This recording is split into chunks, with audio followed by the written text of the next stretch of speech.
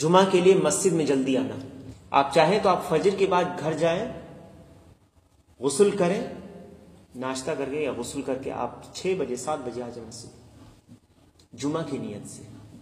और फिर एक और सुन्नत कि आप दाखिल होकर के 2-2 रकात नमाज पढ़ते रहें। मिसाल के तौर पर आप 7 बजे दाखिल हुए, 12 बजे इमाम अगर दाखिल होगा, आपने 50 रकात पढ़ लिया, 2-2 रकात बिदअत नहीं है, सुन्नत है। लेकिन फजर के बाद गुस्ल करके आप आए जुमा की नियत से।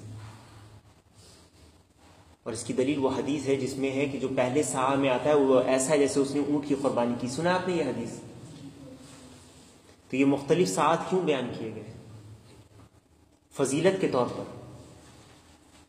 जो पहली घड़ी में आएगा वो ऐसा है जैसे उसने ऊंट की कुर्बानी की है।